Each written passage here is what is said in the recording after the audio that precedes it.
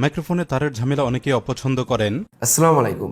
কে সিরিজের wireless মাইক্রোফোনগুলি smartphone ইউজারদের জন্য অনেক বেশি সুইটেবল এবং বাজেট ফ্রেন্ডলি।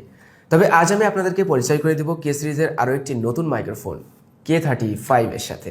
কে সিরিজের আগের মাইক্রোফোনগুলি শুধুমাত্র টাইপ সি যুক্ত স্মার্টফোন এবং আইফোনে ব্যবহার করা যেত।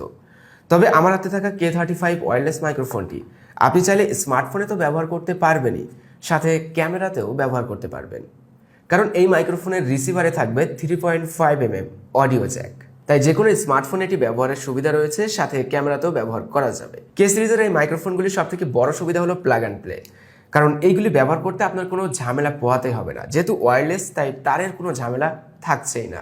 কানেক্টিংও বেশ ফাস্ট, জাস্ট রিসিভারের পাওয়ার বাটনটি প্রেস করে ধরতে হবে এবং ট্রান্সমিটারের পাওয়ার বাটনটি প্রেস করে ধরতে হবে, তাহলে ট্রান্সমিটার এবং রিসিভার একে অপরের সাথে কানেক্ট হয়ে যাবে।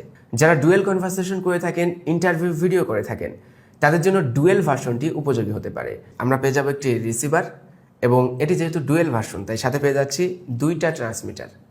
এর সাথে পেয়ে যাচ্ছি মাইক্রোফোনটি চার্জ করার জন্য একটি normal USB to type C cable, সাইজে ছোটোখাটো, সম্পূর্ণ বিল্ড ম্যাটেরিয়াল ABS প্লাস্টিক। ওজনে হালকা হয়, এটি যখন আপনার ডিভাইসে ব্যবহার করবেন তখন এক্সট্রা কোনো ওয়েট তৈরি করবে না। ও তার আগে চলুন সাউন্ড টেস্ট করা যায়, কারণ একটা মাইক্রোফোনের মূল দিকটাই হলো সাউন্ড কোয়ালিটি। এই মুহূর্তে আপনারা K8 ওয়্যারলেস মাইক্রোফোনটি যে সাউন্ডটি শুনতে পাচ্ছেন সেটি আমার মোবাইল দিয়ে রেকর্ডিং করা হচ্ছে। মোবাইলের রিসিভারটি কানেক্ট করা আছে আর ট্রান্সমিটার আমার হাতেই আছে।